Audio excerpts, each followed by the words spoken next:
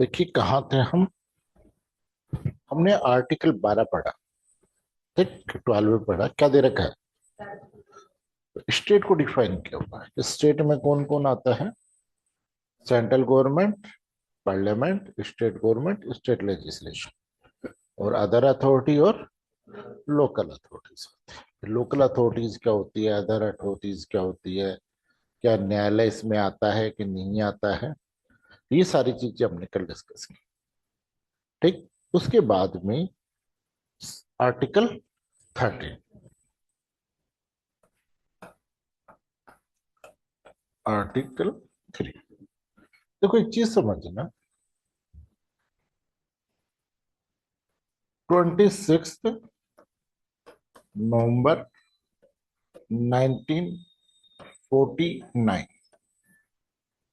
इस दिन हमने कॉन्स्टिट्यूशन को अडॉप्ट किया। देखो 26 जनवरी 1950 को तो क्या है, हमने पूरे संविधान को क्या किया था, लागू किया था। बाकी संविधान तो किस तारीख से शुरू हो गया था?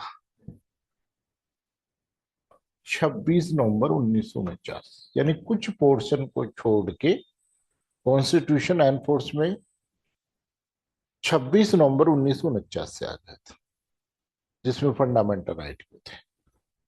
आगे बात, 26 जनवरी को तो संपूर्ण क्या हुआ है, संविधान लागू हुआ है, यानी कुछ पार्ट को छोड़ के, है ना। और 26 जनवरी 1930 ये था कि भाई रावी नदी के तट पर पंडित जवाहरलाल नेहरू ने एक झंडा लगा दिया था स्वराज के लिए।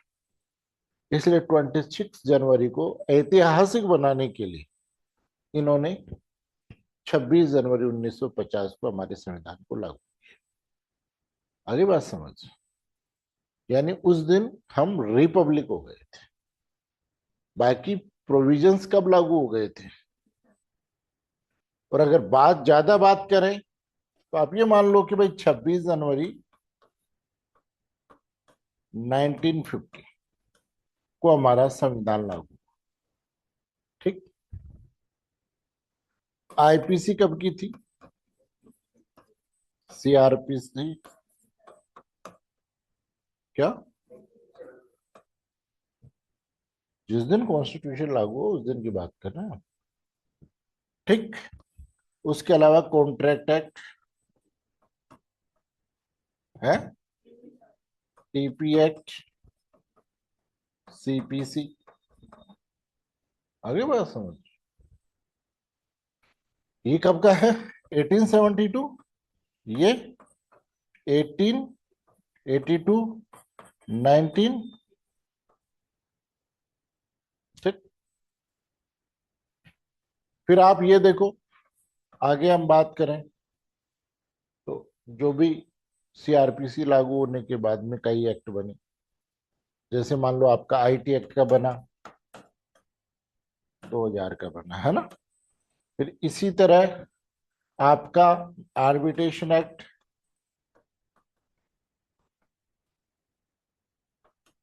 कब का?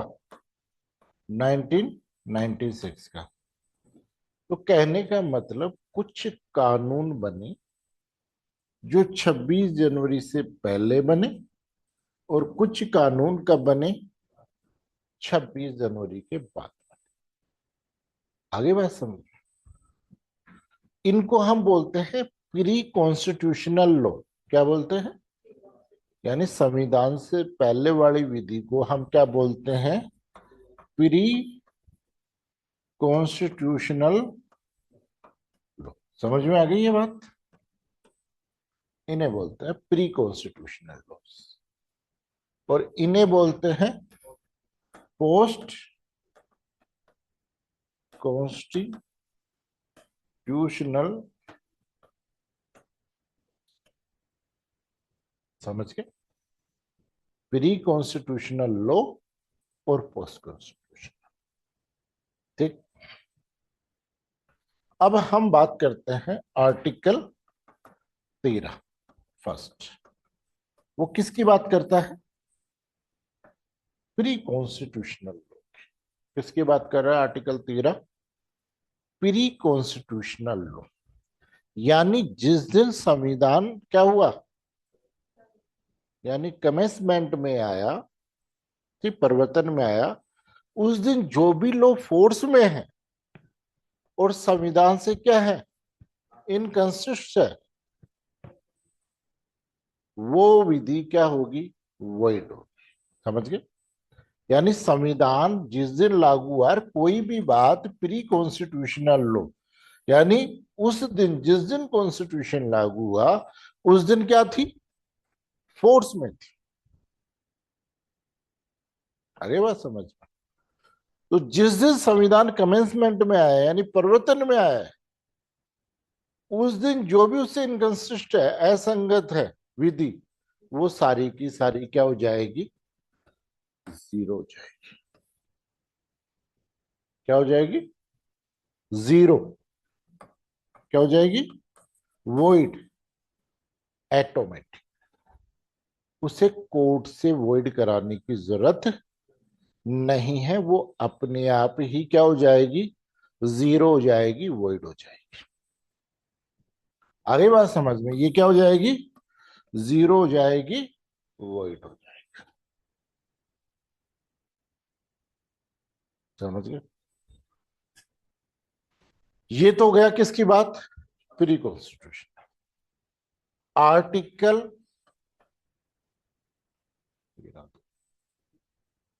क्या कह रहा है भाई, ये तो प्री कॉन्स्टिट्यूशनल लॉ की बात बना रहा है। उसके बाद में संसद या कोई भी लेजिस्लेशन ऐसी कोई विधि बनाता है, कैसी, है ना, जो भाग 3 में जो फंडामेंटल राइट है उन्हें या तो टेक अवे करती है, विरोधाभास में है, या उन्हें एब्रिज करती है ना।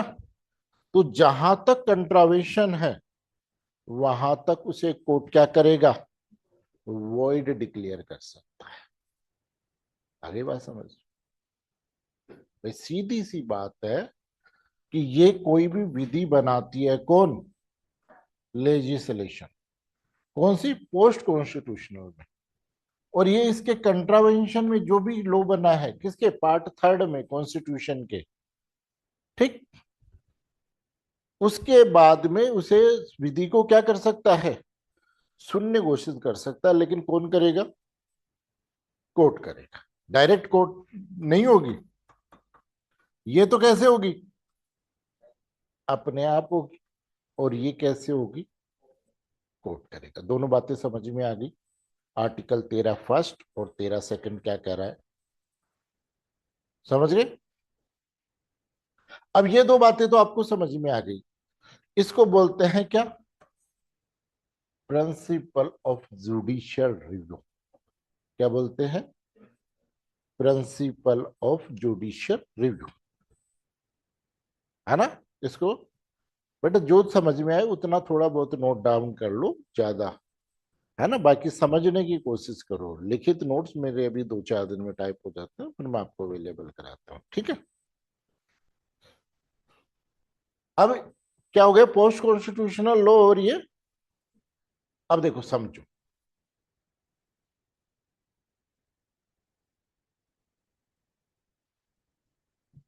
26 जनवरी को जिस दिन हम आजाद हुए, कितने फंडामेंटल राइट थे हमारे पास, ये बताओ।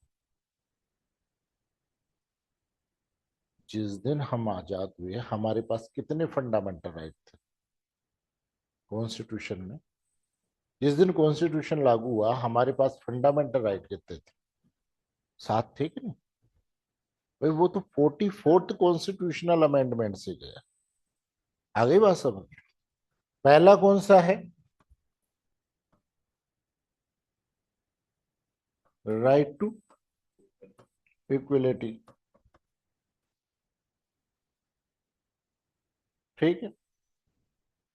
दूसरा कौन सा था, राइट टू फ्रीडम। तीसरा कौन सा, राइट अगेंस्ट एक्सप्लॉइटेशन, है ना। चौथा, right to freedom, freedom of,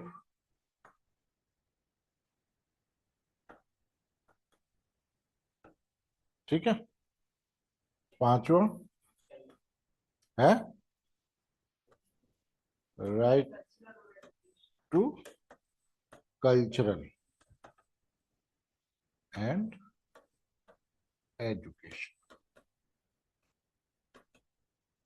और छठा क्या था, राइट टू प्रॉपर्टी। सातवां, राइट टू कॉन्स्टिट्यूशनल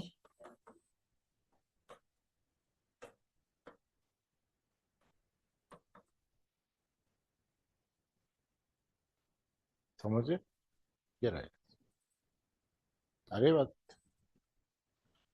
अब देखो, जिस दिन हम आजाद हुए उस दिन 95% जो जनसंख्या थी वो किस पे डिपेंड थी, एग्रीकल्चर।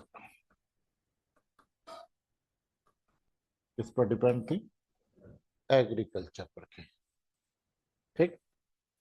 अब देखो, अंग्रेजों ने एक सिस्टम अडॉप्ट किया और उस सिस्टम को हम बोलते हैं जमींदारी।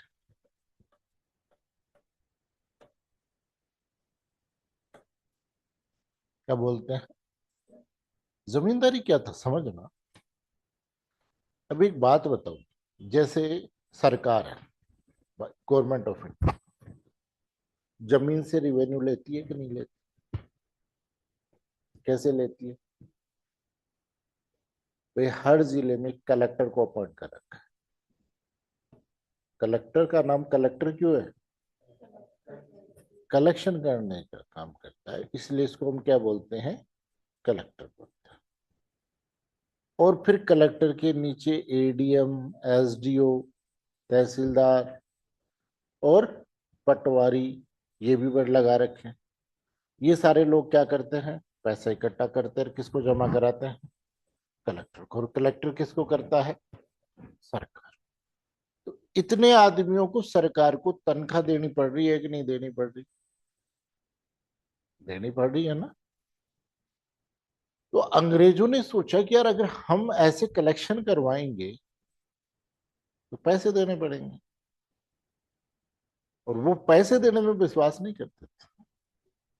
वो इनकमिंग में विश्वास करते थे, आउट गोइंग के चक्कर में तो 1 साल पहले भारत छोड़ के चले गए। जब उन्हें लगा कि अब खर्चा ही होगा तो आउट गोइंग के चक्कर में क्या कर रहे हैं, भारत छोड़ के चले। अब क्या करे भाई साहब, है है। तो फिर इन्होंने क्या किया, एक नई प्रथा, लॉर्ड कॉर्नवालिस था, उसने एक नई प्रथा जारी की। उसने सोचा कि असल अब इतने कर्मचारी लगाएंगे और रेवेन्यू इकट्ठा करेंगे और इनको तनख्वाह देंगे, फिर हमारा क्या मतलब। इन्होंने ठेके देने शुरू कर दी। तो भाई एक क्षेत्र का ठेका जो सबसे ऊंची बोली लगाएगा उसको दे देंगे कि वो रेवेन्यू कलेक्ट करके थे। क्या हमारे को तो साल का इतना दे दे, बाकी तू जाने तेरा काम क्या, ठीक। अब जो भी छुटवाएगा वो रेवेन्यू क्या करेगा, उनको एक साथ रेवेन्यू मिल जाएगा अंग्रेजों को तो।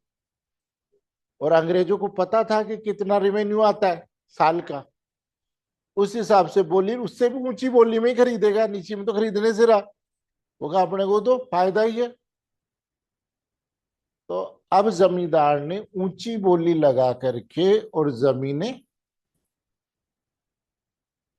देने लगे, ठीक।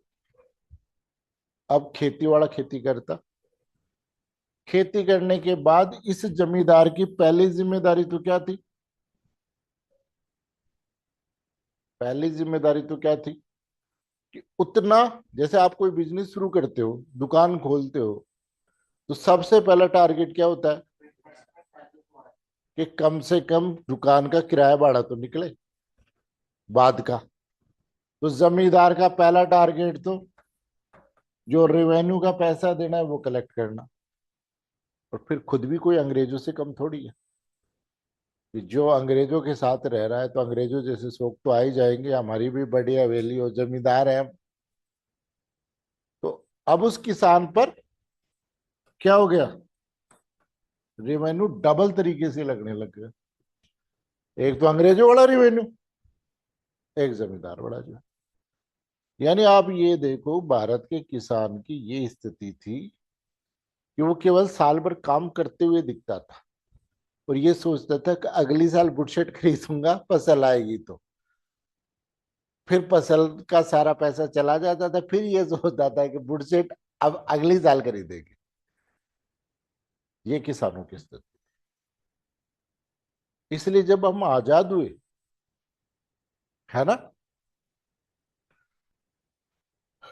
तो सबसे पहले हमने, सरकार यानी सरदार वल्लभ भाई पटेल का आइडिया था कि अगर भारत का विकास करना है ना, तो इस पोस्ट को खत्म करना पड़ेगा। इस पोस्ट को आपको क्या करना पड़ेगा, खत्म। और इस पोस्ट को खत्म करने के लिए उन्होंने क्या किया, एक एक्ट पारित किया। कब, दारी अबोलिश एक्ट 1948। समझे, 1948। कब का है ये, प्री कॉन्स्टिट्यूशनल है या पोस्ट कॉन्स्टिट्यूशनल है, प्री है। प्री तो जिस दिन कॉन्स्टिट्यूशन। संविधान लागू हुआ, ये एक्ट किसके अगेंस्ट हो गया,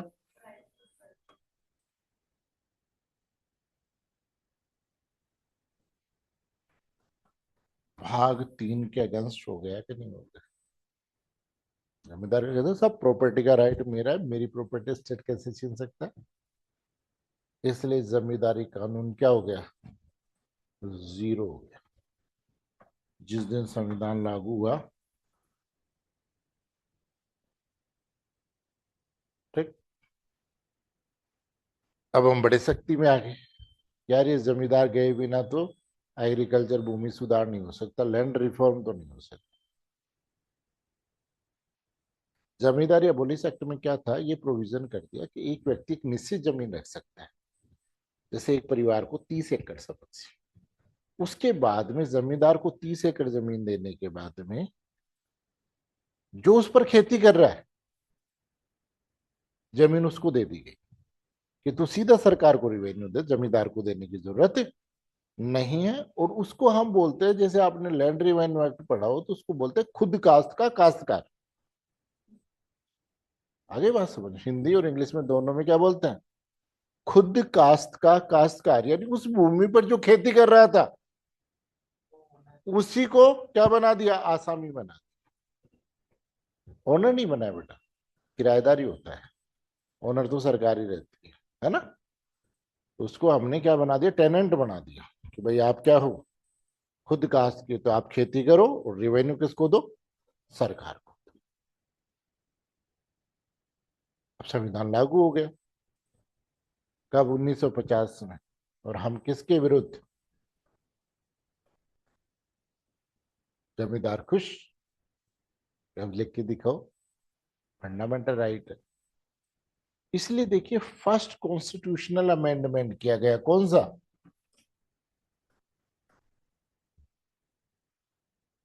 1951।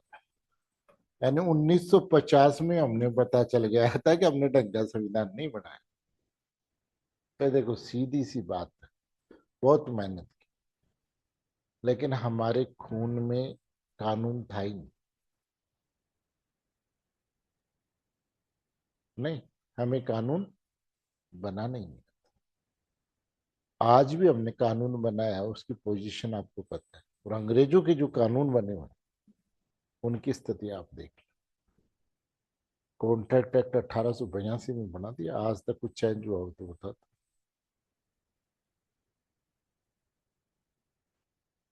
नहीं, तो मैं यही बता रहा हूँ, टीपी एक्ट है, आज तक कुछ चेंज हुआ हो तो बता दो। तो उनको आता था, हमें नहीं आता था। हमने तो प्रयास किया। और एक आदमी था भीमराव अंबेडकर, कितना संभाले आदमी। नहीं, तो ले दे करके कॉन्स्टिट्यूशन हमने बनाया, लेकिन जाकर के फिर हमें गलती का एहसास हुआ कि हमने ये 13 फर्स्ट में ये जो बात बोली कौन सी, कि प्री कॉन्स्टिट्यूशनल लॉ क्या होगा, वॉइड होगा। जहां तक इनकंसिस्ट है वहां तक क्या होगा, वॉइड होगा। समझ में आ रही है ना बात। इसलिए 1950 में हमने फर्स्ट कॉन्स्टिट्यूशनल अमेंडमेंट किया, और इस फर्स्ट कॉन्स्टिट्यूशनल अमेंडमेंट से आर्टिकल 13 फर्स्ट ए जोड़ा। ठीक। और हमने ये कहा कि अगर लैंड रिफॉर्म से संबंधित, किससे संबंधित, भूमि सुधार से संबंधित अगर कोई विधि बन रही है, कहां पर है, बन रही है संसद द्वारा या लेजिस्लेशन द्वारा, और अगर वो विधि किसके, यानी ऐसी कोई लॉ बन रही है जो किससे संबंधित है, लैंड रिफॉर्म से संबंधित है, और वो किससे इनकंसिस्ट है, भाई वो किससे इनकंसिस्ट है, पार्ट 3 से, तो भी ऐसी विधि क्या होगी, वैलिड।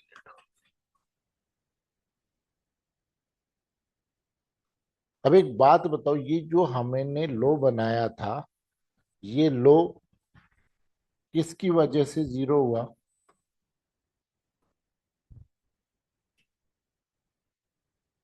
किसकी वजह से जीरो हुआ, राइट टू प्रॉपर्टी से।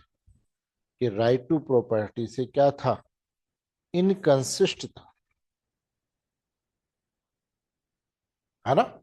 इससे क्या था, इनकंसिस्ट,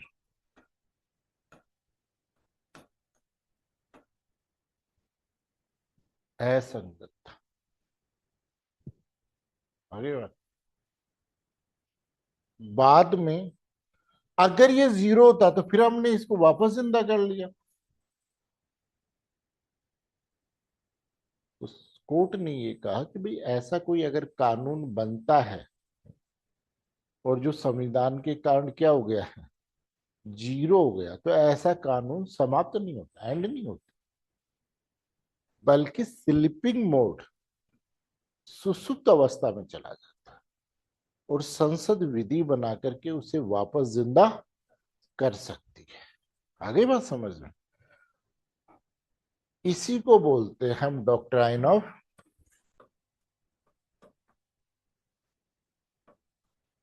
राइन ऑफ एनक्लिप्स। एक्लिप्स है ना,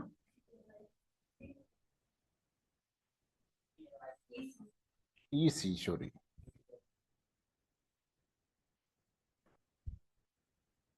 एक्लिप्स सॉरी, है ना। डॉक्ट्राइन ऑफ एक्लिप्स कहते हैं इसे, आच्छादन का सिद्धांत कहते हैं। ठीक। फिर हमने क्या किया, ये दिक्कत तो आगे भी आ सकती है, अभी तो एक ही आई है, आगे भी आ सकती है। इसलिए हमने आर्टिकल 31 पी बनाया है, और ये 7वें 9वीं अनुसूची बनाती, और ये कहा कि कोई भी विधायिका कानून बनाती है, लेजिस्लेशन, चाहे पार्लियामेंट हो चाहे स्टेट लेजिस्लेशन हो, अगर कोई भी कानून बनाता है और उस कानून को 9वीं अनुसूची में डाल दिया जाता है, किसमें, 9th शेड्यूल में डाल दिया जाता है कॉन्स्टिट्यूशन की में, तो फिर न्यायालय उसका न्यायिक पुनरावलोकन नहीं करेगा। आगे बात समझ में? तो इस प्रकार से हमने दो नए आर्टिकल जोड़ दिए। लेकिन ये जो डॉक्ट्राइन ऑफ एक्लिप्स है, ये किस में प्रतिपादित किया गया, कौन से केस में? उसका नाम था Bhikhaji versus state of MP 1955 Supreme court.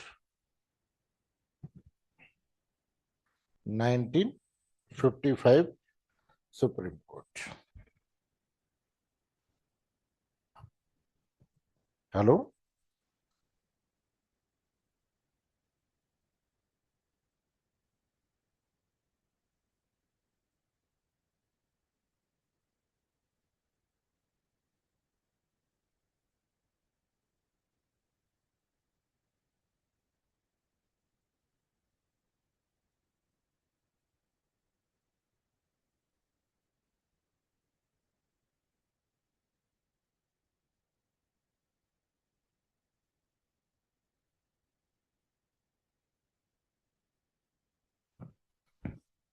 Bhikaji versus state of Himachal प्रदेश।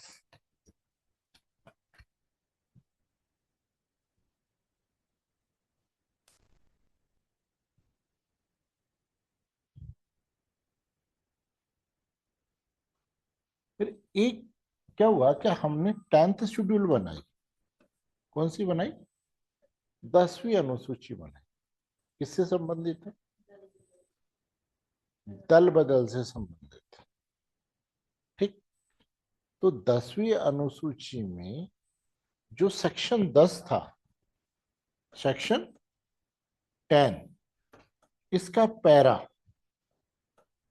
7, उसमें क्या प्रोविजन कर दिया कि किसी भी सदस्य को अगर डिस्क्वालिफिकेशन किया गया है, आगे बात समझ में, किसी भी सदस्य को क्या किया गया है, तो न्यायालय उसका न्यायिक पुनरावलोकन नहीं कर सकता। यानी न्यायालय उसको चेक नहीं कर सकता। यानी ये क्या कर रहा है, जुडिशियल रिव्यू के पावर को क्या कर रहा था,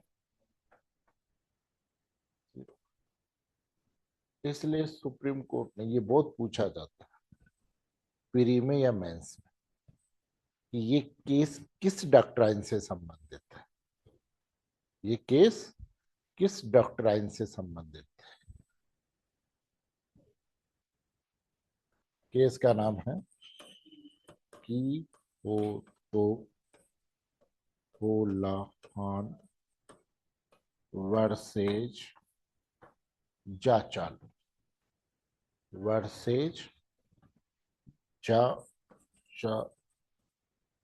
टू सॉरी 1993 सुप्रीम। ठीक।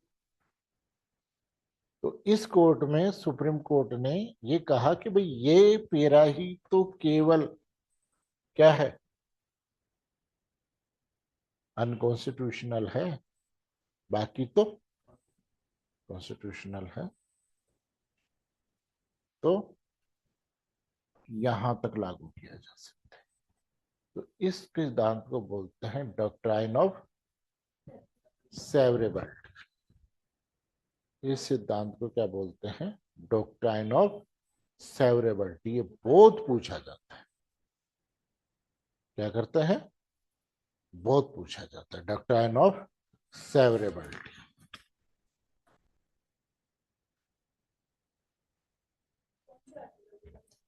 आर्टिकल 13 से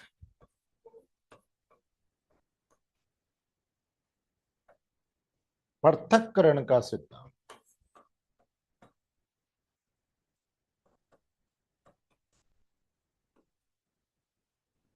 डॉक्ट्राइन ऑफ सेवरेबिलिटी, पृथक्करण का सिद्धांत। देखो ये सिद्धांत कब आया था, ये सिद्धांत 1950 में आ गया था। केस का नाम था एक के गोपालन वर्सेस स्टेट ऑफ मद्रास 1950।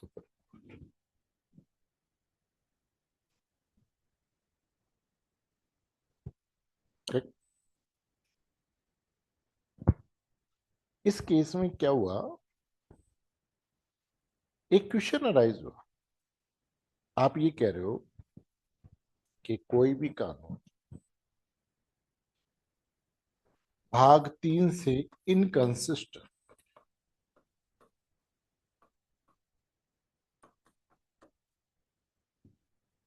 क्या है, असंगत, यानी भाग 3 से क्या है, असंगत है। वो क्या होगा, या तो जीरो होगा, कौन सा, प्री कॉन्स्टिट्यूशनल है तो क्या हो जाएगा, और अगर प्री कॉन्स्टिट्यूशनल है तो नहीं है तो कोर्ट उसे क्या कर देगा, अनकॉन्स्टिट्यूशनल डिक्लेयर कर देगा। कोर्ट क्या करेगा, उसे अनकॉन्स्टिट्यूशनल कर देगा। समझ गए, किसको, इनकंसिस्ट और अनकॉन्स्टिट्यूशनल। समझ गए। अब क्वेश्चन ये है कि चलो ठीक है, जो कानून असंगत है वो तो है, लेकिन इन्होंने ये कहा कि हम बात करते हैं दो पार्टों कि कानून का एक पार्ट तो क्या है, वैलिड है, और एक पार्ट क्या है, void। तो क्वेश्चन राइज हुआ कि क्या पूरा का पूरा ही जीरो होगा, या उस हद तक जीरो होगा जिस हद तक void है। ठीक। इसके लिए एक सिद्धांत दिया गया, किसमें, केस का नाम क्या है, ए के गोपालन वर्सेस स्टेट ऑफ मद्रास। समझ गए, ए के गोपालन वर्सेस स्टेट ऑफ मद्रास। ठीक। अब एक बात बताओ, कोई भी कानून बनता है तो सबसे पहले उसका एक ऑब्जेक्ट होता है। कोई भी अगर कानून बनता है तो उस कानून का क्या होता है, ऑब्जेक्ट। ठीक। अब इन्होंने ये कहा कि जिस ऑब्जेक्ट से वो कानून बना है, और ये देखा जाएगा कि वो बचा हुआ पार्ट है कौन सा, वैलिड पार्ट, उस ऑब्जेक्ट को पूरा कर रहा है। उस ऑब्जेक्ट को क्या कर रहा है, पूरा कर रहा है। ठीक। अगर ये इस ऑब्जेक्ट को पूरा कर रहा है तो वो पार्ट जो वॉइड है उसको छोड़ करके शेष पार्ट क्या होगा, वैलिड। ठीक। और अगर ये पार्ट इस ऑब्जेक्ट को पूरा नहीं कर रहा तो वॉल लो क्या होगा, वॉइड होगा, संपूर्ण विधि क्या होगी, अविधि मान्य होगी। इसको बोलते हैं डॉक्ट्राइन ऑफ सेवरेबिलिटी। अरे बात समझ। तो कहने का मतलब हमने आज पढ़ा, क्या पढ़ा, आर्टिकल 13 फर्स्ट पढ़ा। 13 फर्स्ट क्या कह रहा है कि भाई दो प्रकार की विधि, ये बात कर रहा है 13 फर्स्ट, कि जिस दिन संविधान लागू हुआ, एनफोर्स में आया, कमेंसमेंट में आया, उस दिन कोई भी पोस्ट प्री कॉन्स्टिट्यूशनल लॉ अगर संविधान के भाग 3 से इनकंसिस्ट है तो वो उस हद तक क्या होगा, वॉइड होगा, जीरो। समझ में आ गई। पहली बात। तेरा फर्स्ट समझ में आया। तेरा सेकंड समझ में आया कि ऐसी कोई विधि बनाते हैं जो किससे, भाग 3 से इनकंसिस्ट है, यानी उनके अधिकारों को छीनती है या न्यून करती है। तो जहां तक कंट्राडिक्शन है वहां तक क्या होगी, कोर्ट उसे शून्य घोषित कर सकता है। ध्यान रखना, इसको बोलते हैं डॉक्ट्राइन ऑफ जुडिशियल रिव्यू। आगे बात समझ, इसको क्या बोलते हैं, जुडिशियल रिव्यू। समझे। आर्टिकल 13 में कई बार बड़ा क्वेश्चन आता है कि संविधान के इंटरप्रिटेशन के प्रिंसिपल बताइए।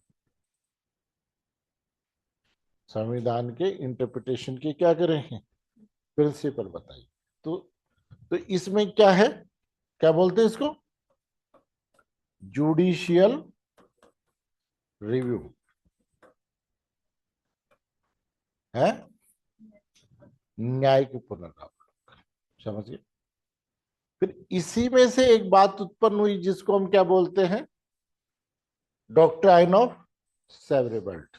क्या होता है सेवरेबिलिटी, कि भाई आप ये कह रहे हो कि कानून जीरो हो गया, दोनों में ही मान लो, पोस्ट में या प्री में, तो क्या सारा ही जीरो होगा क्या। तो इन्होंने कहा कि भाई दो पार्ट, जो पार्ट बच रहा है हम ये क्राइटेरिया देखेंगे कि क्या ऑब्जेक्ट को पूरा कर रहा है।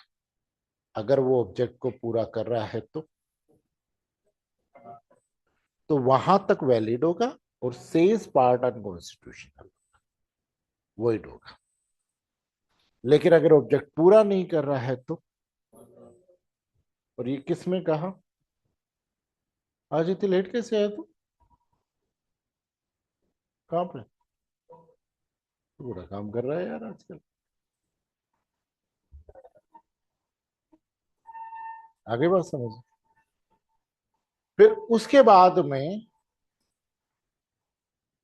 ये केस बहुत पूछा जाता है, कौन सा, की हो तो हो लाल वर्सेस जा चलो, किससे संबंधित है ये केस, डॉक्ट्राइन ऑफ सेवरेबिलिटीज।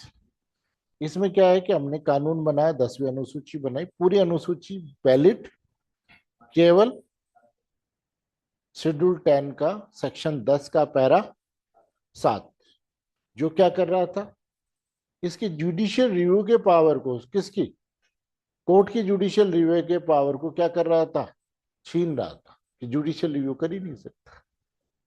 इसलिए वहां तक उसे क्या कर दिया, अनकॉन्स्टिट्यूशनल कर दिया। समझ गए। फिर उसके बाद में दूसरा डॉक्ट्राइन ऑफ कौन सा है, डॉक्ट्राइन ऑफ एक्लिप्स।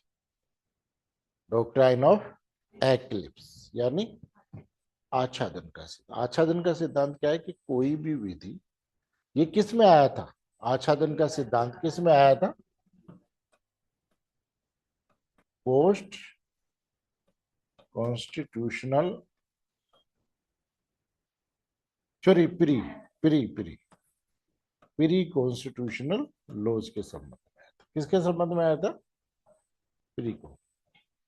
कई बार पूछ लेते हैं क्या डॉक्ट्राइन ऑफ एक्लिप्स का सिद्धांत पोस्ट कॉन्स्टिट्यूशनल लॉ पर भी लागू होता है,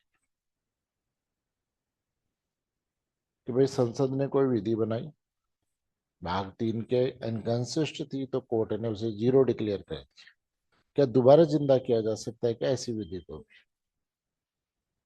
तो पहले तो मना कर दिया इन्होंने।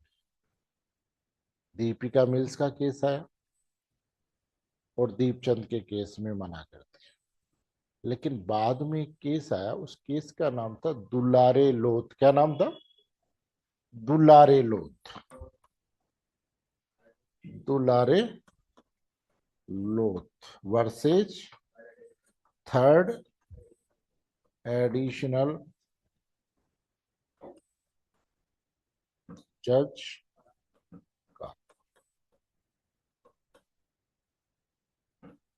इस केस में सुप्रीम कोर्ट ने ये कहा कि डॉक्ट्राइन ऑफ एक्लिप्स न केवल, नॉट ओनली किस पे, प्री कॉन्स्टिट्यूशनल लॉ पे लागू होता है, बट आल्सो किस पे, पोस्ट कॉन्स्टिट्यूशनल लॉ पे भी लागू होता है।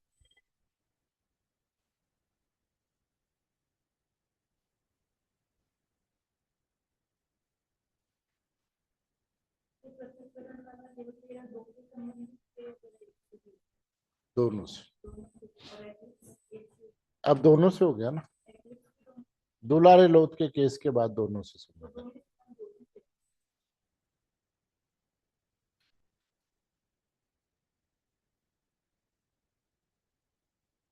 ठीक, फिर इसके बाद में इन्होंने आर्टिकल 13(3) और इसमें हम क्या कह रहे हैं कि पोस्ट कॉन्स्टिट्यूशनल लॉ और प्री कॉन्स्टिट्यूशनल क्या होगा, वॉइड होगा, ये बोला। तो आर्टिकल 13(3) में एक वर्ड आया कि ये लॉ क्या है, कि लॉ में क्या क्या शामिल है।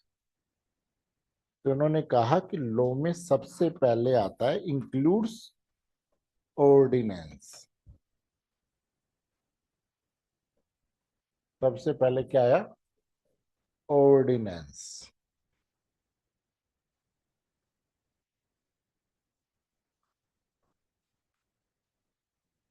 दूसरा आया order.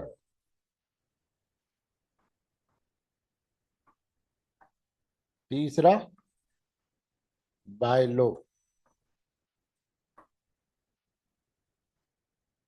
Order, ordinance, order, by law, rule, rule, regulations.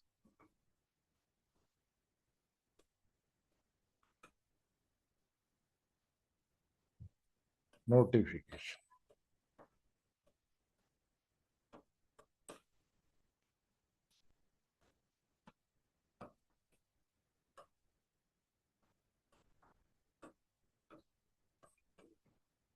Custom and सातवां आठवां यूजेस,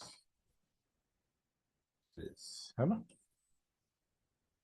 इन 8 चीजों को इन्होंने क्या माना, लो माना। जो भी एनफोर्सबल था उस वक्त, इन सबको इन्होंने क्या माना। एक बात बताओ, इसमें एक्ट वर्ड नहीं लिखा हुआ, तो एक्ट लो में नहीं है क्या, तो क्या क्या है, ordinance, order, by law, rule, regulation, notification, custom और यूजेस।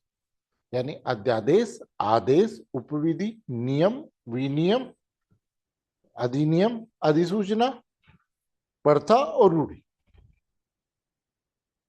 ये आए। तो एक्ट कहाँ गया, तो ध्यान रखना कॉन्स्टिट्यूशन क्या है, सुप्रीम लॉ है। कॉन्स्टिट्यूशन क्या है, सुप्रीम लॉ। और बाकी सारे एक्ट क्या है, बाय। तो एक्ट कहाँ पर इंक्लूड है, बायलो जो वर्ड है ना, इसमें क्या है, यानी कॉन्स्टिट्यूशन तो हो गया सुप्रीम लॉ, और बाद में क्या आ गया, बायलो। समझ गए, कैसे ऐसा समझ में आया। आर्टिकल 13 फर्स्ट किसके संबंध में है, प्री कॉन्स्टिट्यूशनल लॉ। आर्टिकल 13(2) किसके संबंध में है, पोस्ट कॉन्स्टिट्यूशनल के संबंध में। उसके संबंध में दो केस, दो डॉक्ट्राइन, कौन कौन से, 13(2) को हम क्या बोलते हैं, जुडिशियल रिव्यू बोलते हैं, है ना। फिर उसमें संबंध में दो सिद्धांत, कौन कौन से, डॉक्ट्राइन ऑफ सेवरेबिलिटी, कहां से आया, सेवरेबिलिटी ए के गोपालन, और लेटेस्ट का केस कौन सा है, की हो तो होल जा चालू। ठीक है, उसके बाद में नेक्स्ट, फिर डॉक्ट्राइन ऑफ एक्लिप्स कहां से आया, भीखाजी के केस से आया, Bhikaji versus state of Madhya Pradesh 1955। फिर 13(3) में क्या दे रखा है, विधि शब्द को, यानी लो वर्ड में इंक्लूड है क्या क्या, order, ordinance, order, bylaw, rule, regulation, notification, custom और यूजेस। अब नेक्स्ट आता है आगे लड़ाई किसकी हुई?